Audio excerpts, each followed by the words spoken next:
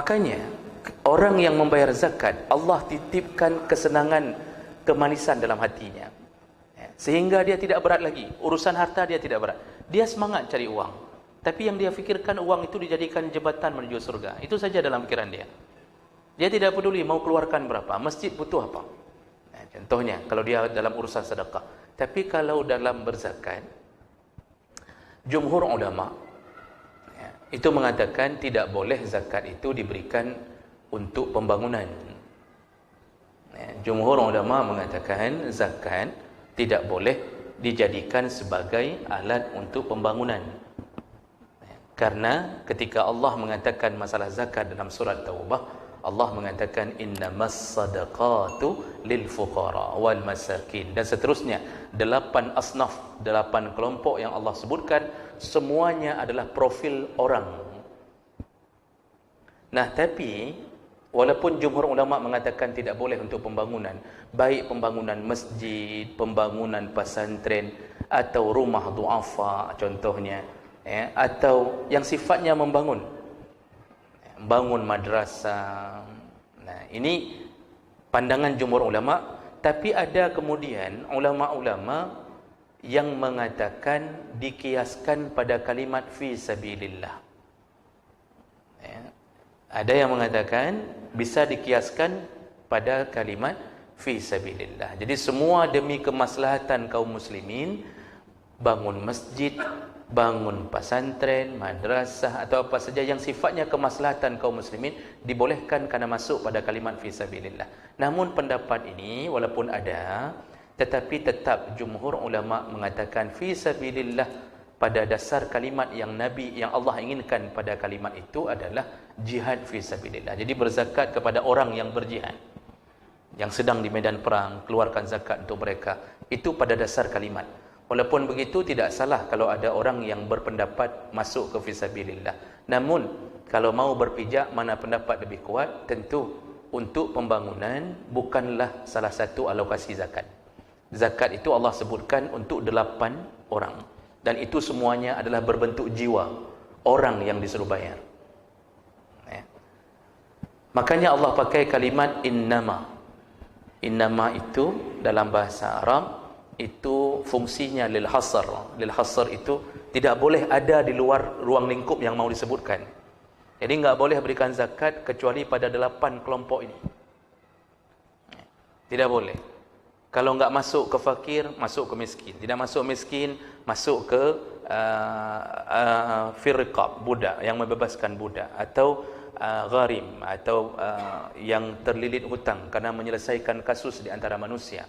Ada pak kecil, misal karena perang antar suku di kampungnya, dia mengeluarkan biaya untuk perdamaian sampai dia terhutang. Model-model orang yang terlilit hutang bukan hutang dunia, bukan hutang yang dosa. Jadi enggak boleh kasih zakat kepada orang yang berhutang karena belum habis kreditnya. Tidak boleh. Apalagi model-model kredit riba. Itu tidak dibolehkan bayar untuknya. Yang dimaksud adalah terlilit hutang karena dia menyelesaikan kemaslahatan orang banyak. Dia jatuh bangkrut, terlilit hutang tu. Yang baru juk zakat. Jadi jemaah maka Allah Subhanahu Wa Taala, Allah memakai kalimat innama hanya 8 orang ini. Jadi jangan merencanakan zakat untuk buat yang di luar pemberian kepada jiwa ini. Nanti jangan sampai sudah zakat terkumpul dalam satu lembaga, kita buat rumah untuk guru, kita buat rumah untuk dosen, walaupun dosen honorer. Jadi tetap bentuknya membangun profilnya, orangnya yang kita kasih. Itu lebih utama. Walaupun tadi ada pendapat yang memasukkannya ke dalam fi sabilillah. Nah, jemaah maka Allah Subhanahu Wa Taala. Namun hati-hati, ya. Kita ini harus tahu juga bahwa kita yang kaya itu tidak boleh terima zakat. Jadi ada orang-orang yang diharamkan terima zakat, yaitu turunan Nabi SAW dari Bani Hashim, yang betul-betul turunan, jangan ngaku-ngaku turunan Nabi. Dia tidak boleh terima zakat karena Rasulullah pernah mengatakan kepada Hasan Husain yang pulang dari Baitul Mal lalu makan gandum, sedang makan gandum, diberikan oleh salah seorang sahabat dari Baitul Mal. Lalu kemudian Rasulullah bertanya, apa yang kalian makan? Cucunya ini mengatakan, entah gandum yang didapat dari Baitul Mal. Kata Rasulullah, kata Rasulullah, buang, muntahkan. Karena keturunan Nabi tidak boleh memakan dari harta zakat. Nah, jadi kalau betul-betul mengaku turunan Nabi, ya jangan terima zakat. Ini ada yang mengenal ngaku-ngaku tapi terima zakat tiap tahun. Kalau betul-betul turunan Nabi. Nah, namun ini harus diselidiki panjang lebar. Panjang lebar harus diselidiki. Ya, karena rata-rata hari ini orang-orang Syiah pun itu paling banyak mengaku turunan dari Ahlul Bait. Ya, paling banyak itu, makan orang Syiah paling banyak pengakuan terhadap bahwa dia berhubungan dengan nasab Ahlul Bait. Kemudian yang tidak boleh terima zakat orang yang ditanggung nafkahnya. Jadi nggak boleh kasih zakat kepada anak sendiri. Tidak boleh kasih zakat kepada orang tua sendiri. Karena sebenarnya mereka bukan ke zakat, tapi nafkah yang harus kita beri. Nah, itu contohnya. Maka tidak boleh kasih zakat kepada orang yang wajib ditanggung nafkah. Nggak boleh kasih zakat ke isteri. Oh, isteri miskin sekali. Berarti yang bermasalah suami. Nggak ada cerita kasih zakat ke isteri. Tapi kalau isteri boleh tidak kasih zakat ke suami? Boleh, karena suami bukan tanggungjawab nafkah isteri. Isteri tidak pernah disuruh untuk memberi nafkah suami, tapi suamilah yang wajib menafkahi isteri. Jadi suami miskin, isteri PNS. Ada sebagian orang bercita-cita hidup memang begitu dari dulu. Long hangkum kahwin kecuali dengan PNS. Dia duduk di kedai kopi, lipat-lipat kain sarung, tapi dia berangan-angan harus kahwin dengan PNS. Dapat. Isteri lalu ada zakat, kasih ke suami, boleh. Tapi tahu dirilah. Ini kan maletat lagi-nya. Apalagi sampai kalau dihajikan sama isteri, subhanallah. Bapak beruntung dapat isteri yang baik, tapi isteri yang kurang beruntung. Jadi jemaah melaka Allah Subhanahu wa taala, itu harus dijaga, jangan asal kasih saja. Nah, kemudian juga dalam catatan para ulama, termasuk yang disepakati orang kaya tidak boleh terima zakat. Jadi ukuran kaya itu kita ini bisa hidup normal, tidak fakir, tidak miskin. Anak yatim itu enggak masuk dalam 8 orang. Coba Bapak baca ayatnya, itu enggak ada kalimat yatim. Kenapa enggak dibuat kalimat yatim? Karena yatim belum tentu miskin, yatim belum tentu fakir. Ada anak yatim dapat warisan melebihi kekayaan kita. Bahkan mungkin dia bukan mustahik zakat, dia orang yang berzakat, muzakkinya. Makanya jangan begitu diantar zakat fitrah ke rumah, Pak. Tiap-tiap tahun sekarang model begitu. Jadi satu kampung kita kasih zakat fitrah. Setelah kita kasih zakat, besoknya pas mau Idul Fitri, dikembalikan zakat itu ke kita berupa beras. Satu kampung dapat semua. Yang kasih zakat malam kemarin, dapat kembali. Bolehkah kita terima zakat dari panitia, dari amil, ketika posisi kita orang yang tahu diri kita kaya? Kita masih bisa hidup normal. Jawabannya sebenarnya tidak boleh. Tak boleh, Pak. Saya tanya sama amil-amil di kampung, jadi kenapa dibagi semua? Rupanya sejarahnya, karena ada orang-orang yang komplain. Jadi ada orang-orang kaya yang merasa miskin, komplain, kenapa kami enggak dapat, kok fulan dapat? Padahal malam kemarin dia kasih. Seharusnya untuk apa dia tunggu terima balik? Dia kaya, jangan terima, Pak. Ya. Walaupun seorang guru ngaji, kalau tahu diri kaya, tolak zakat. Saya diantarkan tiap tahun, Pak, ini pribadi, Pak. Saya diantarkan tiap tahun zakat itu. Selalu saya tolak. Tapi saya lihat, kalau panitianya tidak bisa dipercaya, saya ambil dulu, saya berikan ke orang lain. Daripada kasih kebalik ke panitia. Panitia enggak bagi lagi kadang-kadang, diambil tu dirinya semua. Nasi peluh roh orang tolak kakaya di malamnya. Kita harus lihat-lihat juga. Jadi jemaah melaka Allah Subhanahu Wa Taala, kalau tahu diri kaya, kita ada gaji walaupun 1,5 juta, tapi dengan hidup satu anak, itu kategorinya itu mampu. Berbeda kalau 1,5 juta menghidupi 8 orang anak. Itu bisa masuk kategori miskin, tidak mampu. Jadi lihat-lihat keadaan. Jangan waktu diantarkan zakat, pokoknya memandum, masukkan. Yang inputnya luar biasa. Pokoknya terima dari mana-mana. Bertumpuk zakat di rumahnya. Jangan terima. jangan terima zakat. Orang kaya tidak boleh terima zakat. Dan itu disepakati, tidak ada khilaf. Jadi jemaah maka Allah Subhanahu wa taala, jangan suka makan dari harta zakat, karena itu adalah pembersih jiwa dan pembersih harta. Sehingga ada para ulama yang mengatakan, jangan sampai kita memakan sikatnya. Seharusnya kita menjadikan harta itu untuk menyikat harta kita, tapi kemudian kita memakan sikatnya. Sikatnya yang kita makan, pembersihnya yang kita makan. Ada yang mengkiaskan sampai ke situ. Ya, baik. Jadi jemaah maka Allah, Rasulullah mengatakan yang kedua yang bisa merasakan manisnya iman, lezatnya hidup, enggak peduli lagi harta seberapa banyak, tetap dalam pikirannya wakaf, zakat. Itu salah satunya orang yang istiqamah membayar zakat. Kemudian orang yang ketiga kata Rasulullah, yaitu orang yang ketika membayar zakat masih berhubungan, wala yu'til harimah, dia tidak memberikan zakat dari hewan yang sudah tua, al-harim.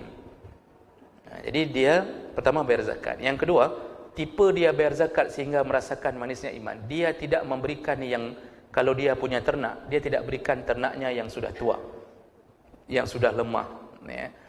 Wala ad-darina, dia juga tidak memberikan zakat dari binatangnya yang lusuh, yang kotor. Artinya kulit tidak bersih, bulu juga tidak bagus lagi, dia tidak berikan itu. Walal maridah, dan juga dia tidak memberikan zakat dari binatangnya yang sakit-sakitan. Ini kan cerita ini kalau kita fikir-fikir, kita pulangkan ke sejarah, ini pernah terjadi di masa Qabil dan Habil. Walaupun bentuknya bukan zakat, pengorbanan, tapi Allah Subhanahu wa taala itu menerima dari Habil karena kemuliaan memberi yang terbaik, sedangkan Qabil memberi yang terburuk. Jadi ada sebuah anugerah Allah kepada orang yang mengeluarkan zakat tapi memilih yang terbaik. Jadi kalau kita punya usaha, apakah kebun atau sawah, itu yang dia keluarkan adalah hasil-hasil yang terbaik. Merekalah yang diterima Allah Subhanahu wa taala. Mereka yang dipuji-puji Allah Subhanahu wa taala.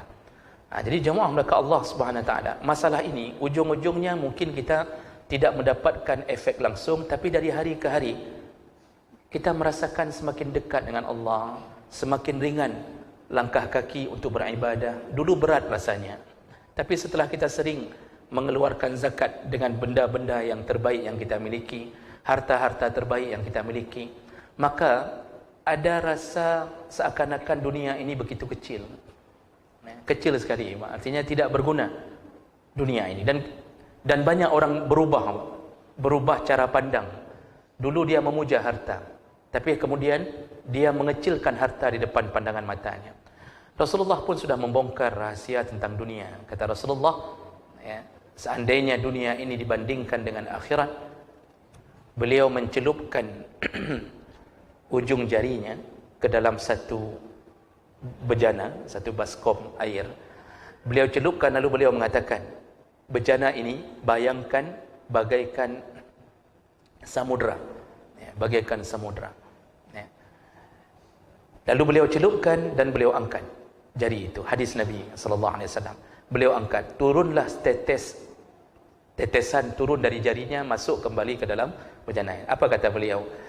Perbandingan dunia dan akhirat, yang akhirat adalah isi air dalam bejana, samudra. Sedangkan dunia itu hanya tetesan yang jatuh tadi. Begitulah perbandingan kenikmatan dunia dan kenikmatan akhirat. Jadi Allah titipkan perasaan itu pada orang yang suka bayar zakat, sehingga dia kecil sekali, melihat harta kecil, tidak ada susahnya hidup. Rasulullah ketika melihat akhirat, salah satu yang beliau lihat dalam hadis tentang Isra Mi'raj, salah satu yang beliau lihat adalah Sidratul Muntaha, yang manusia manapun belum pernah mencapai ke tingkat itu. Itu puncak terakhir, yang berada di atas surga sebelum Arash adalah Sidratul Muntaha dalam hadis Nabi. Rasulullah ketika menggambarkan Sidratul Muntaha, beliau hanya bisa mengatakan dia seperti pohon, bentuknya seperti pohon yang besar sekali, dan mengalir di bawahnya sungai 2 ke dunia, 2 ke mata air surga. Yang ke dunia Nil dan Efrat. Mengalir ke surga 2 mata air. Saya lupa namanya dalam hadis itu. Saya lupa nama dalam hadis itu. Ada nama diberikan oleh Rasulullah. Kata Rasulullah, beliau kehilangan kata-kata untuk menggambarkan indahnya Sidratul Muntaha. Jadi enggak ada yang bisa mewakili nikmatnya akhirat itu. Jadi jemaah mereka Allah Subhanahu wa taala, dengan pengetahuan ini, kecilnya dunia, itulah yang membuat kita hidup selama ini kalau suka bayar zakat dengan kenikmatan iman. Ini yang kita harus berusaha dapatkan. Jadi jangan tahan-tahan apapun yang sebenarnya layak untuk dikeluarkan. Namun kalau seandainya belum pun waktunya mengeluarkan karena tidak mencapai nisab, maka perbanyaklah sedekah. Perbanyaklah sedekah. Memang dagangan kita ya tiap tahun lakunya enggak sampai ke nisab. Kan kita sudah bilang orang berdagang itu nisabnya sama dengan nisab emas, 85 gram emas. Jadi begitu keuntungan setiap tahunnya mencapai nisab 85 gram emas. Dan kemudian umur uang itu setahun, tutup buku, ada yang mengatakan dihitung dengan modal bergerak. Dengan modal bergerak, ya. Kalau di dalam bazis itu disuruh hitung dengan modal yang bergerak, yang sedang ada dalam toko. Tapi kalau kita buka kitab, sebenarnya pun yang disuruh hitung hanya yang bersihnya saja. Ya. Tapi baguslah kalau mau hitung dengan modal, berarti lebih cepat kena zakatnya. Itu pun tidak mengapa. Artinya, kalau kita tidak sampai, dagangan kita tiap tahun tidak sampai hasilnya mencapai 85 gram emas. 85 gram emas itu kalau sekarang kan sekitar 28 manyam. Kalau kali 2,5 juta per manyam, mencapai hampir 70 juta. Berarti setiap tahun kita nggak sampai penghasilan di bawah 70 juta misalnya. Atau 50 juta cuma. Berarti belum sampai kepada nisab. Contohnya. Maka perbanyak sedekah. Kalau seandainya memang belum mencapai ke nisab. Perbanyak saja sedekah. Karena sedekah juga termasuk salah satu pembuka pintu menuju kepada keberkahan Allah Subhanahu wa taala. Jadi jemaah mereka Allah Subhanahu wa taala, itu semua adalah anugerah. Dalam surat Yunus 58 Allah mengatakan, "Qul bi fadlillah wa bi rahmatihi fabizalika falyafrahu huwa khairum mimma yajma'un."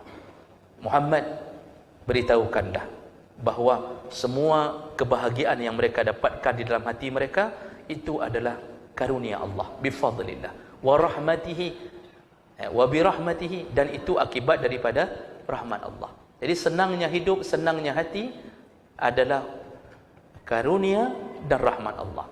Dan itu tidak diberikan kepada semua orang kecuali liman yasha, orang-orang yang Allah inginkan. Salah satunya adalah yang senang untuk membayar zakatnya. Nah, ini fadilah orang yang bayar zakat mendapatkan kemanisan iman. Baik, 1 minit lagi Ustaz. Sudah sampai ya. Baik, insyaAllah kita masih sambung Pak. Ini ada beberapa lagi. Karena memang begitu mulianya orang bayar zakat, sehingga fadilahnya saya cari dalam kitab, dalam saduran-saduran hadis, terlalu banyak kemuliaan orang yang bayar zakat. Apalagi ini rukun Islam, tonggaknya agama. Mudah-mudahan kita bisa laksanakan, dan semoga Allah mempertemukan kita kembali di dalam surganya. Amin ya rabbal alamin. Subhanakallahumma bihamdik, asyhadu an la ilaha illa anta, astaghfiruka wa atubu ilaik. Wassalamualaikum warahmatullahi wabarakatuh.